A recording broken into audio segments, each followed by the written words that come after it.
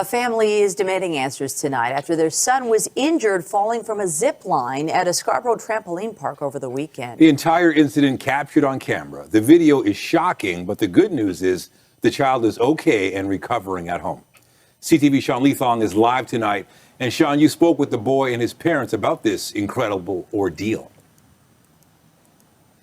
I did, Nathan and Michelle, and 11-year-old Raman Azizi is at home. He is recovering, but he was afraid when he fell that he said he might die, in fact. His parents furious after what happened, wondering why there wasn't more support and why staff didn't help afterwards.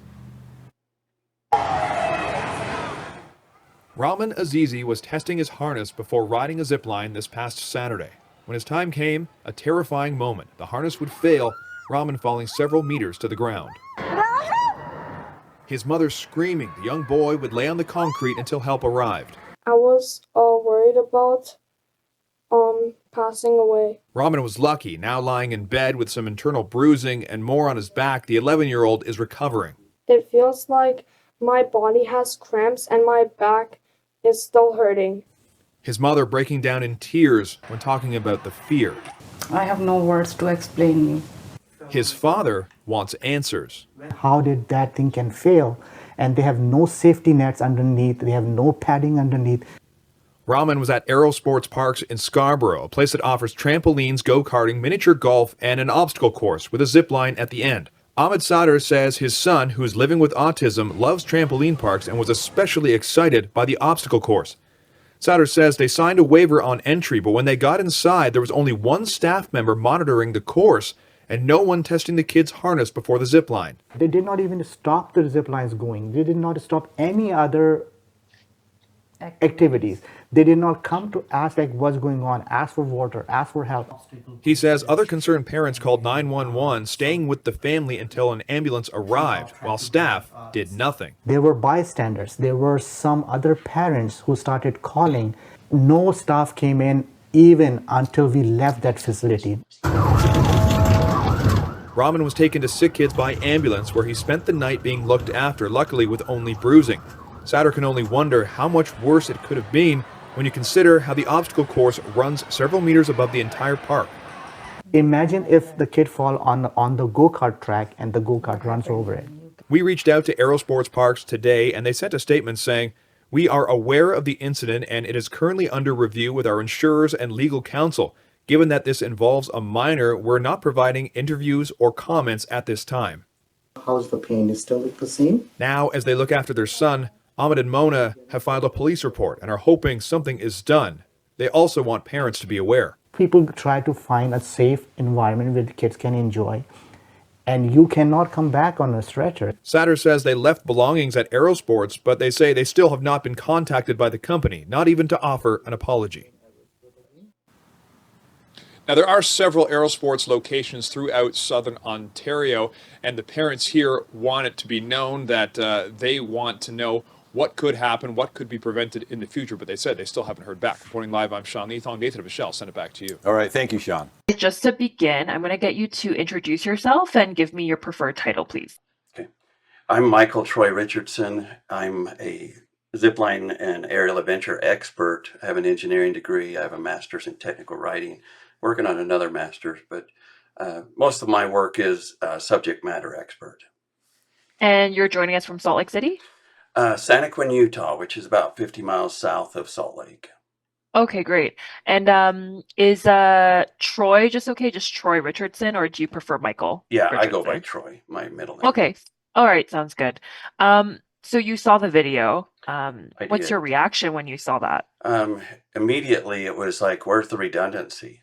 The industry requires a redundancy, a backup safety, and there was nothing there. He moved the trolley, it looked like, from one side to the other. I couldn't see it very well, but I didn't see a secondary carabiner that would be following him that would keep him from falling if something happened. So what is a redundancy? Can you explain that? The industry basically said you got to have a primary safety and a secondary, and this is part of your PPE, which is personal protective gear and or equipment, and it's just a backup safety. It's like a fail-safe system. So if something fails, you've got a backup. the industry says 3 to 1, but most everybody's going just with 2 redundancies and look at 3 to 1 as a strength rating rather than 3 different safety devices.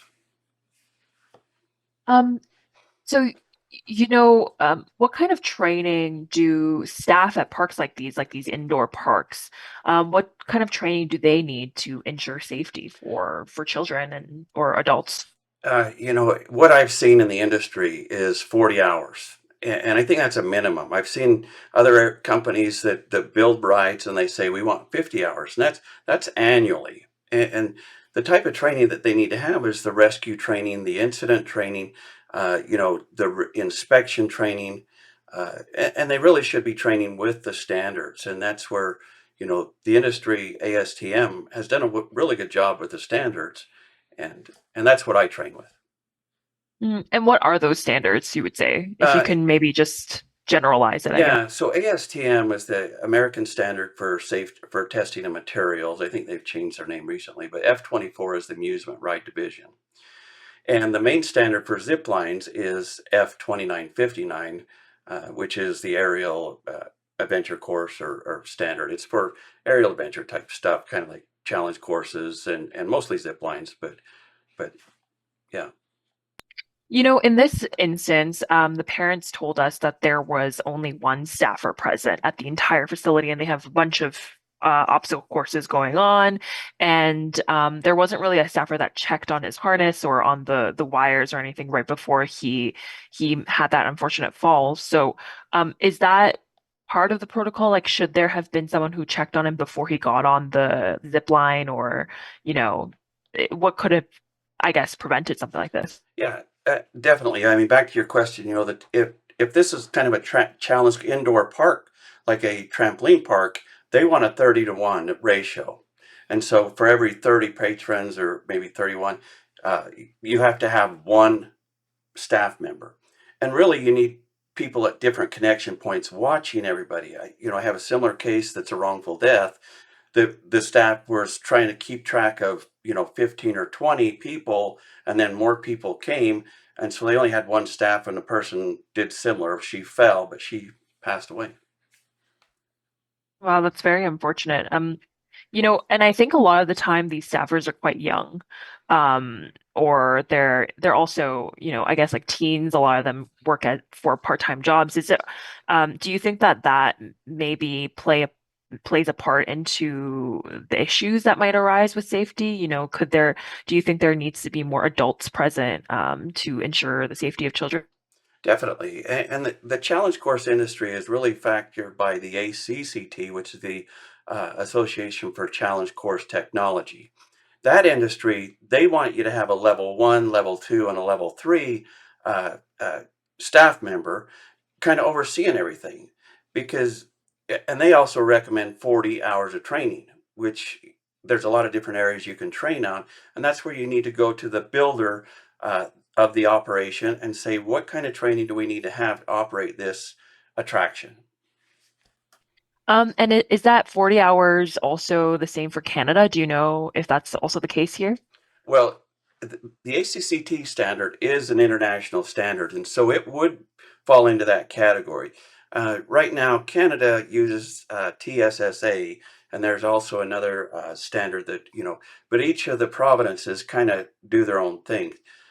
Right now, I believe there's permitting that's required, there's tagging that's required, and so I'm not sure if the state or this TSSA has to come in on a annual basis or biannual. Some states in the U.S. are biannual, but most are at least annual.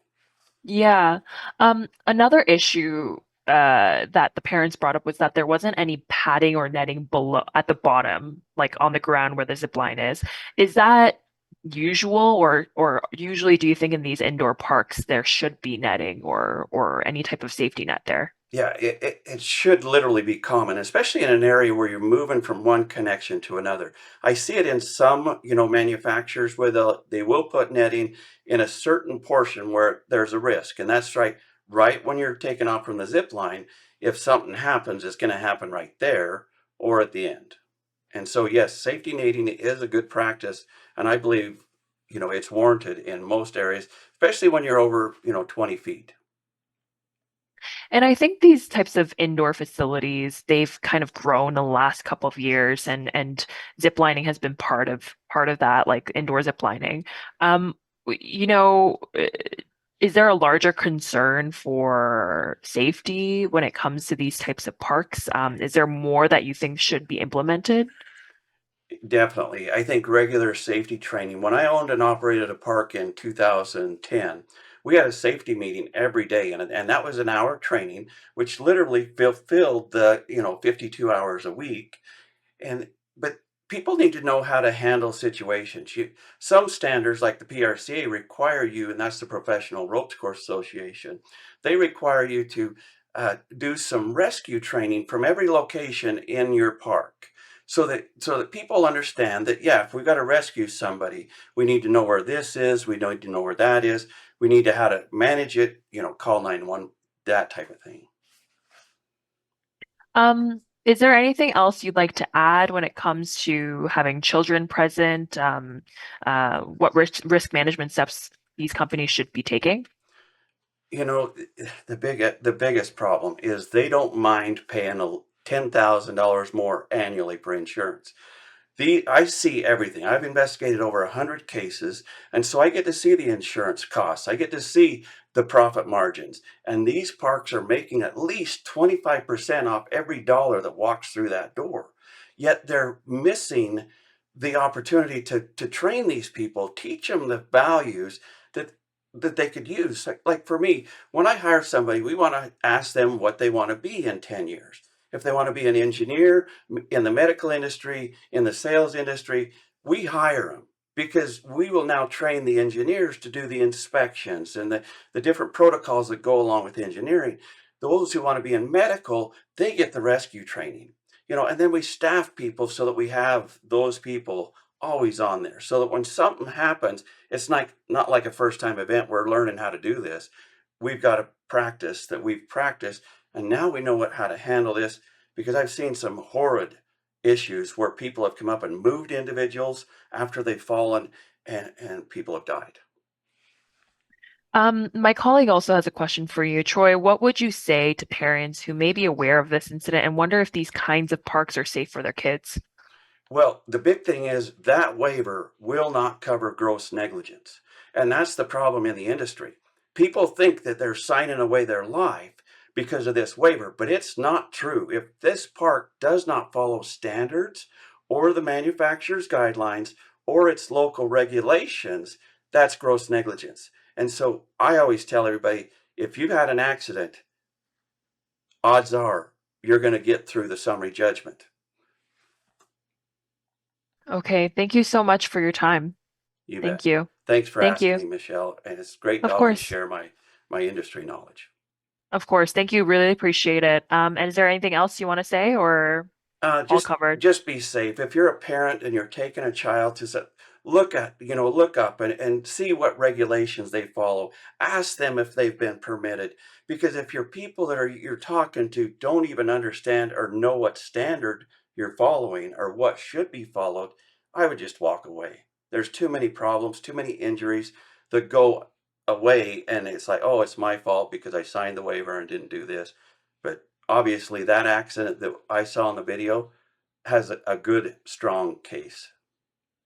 Okay. Thank you so much for your time. You bet. Thank you, Thank Michelle. you. Bye-bye. Take care.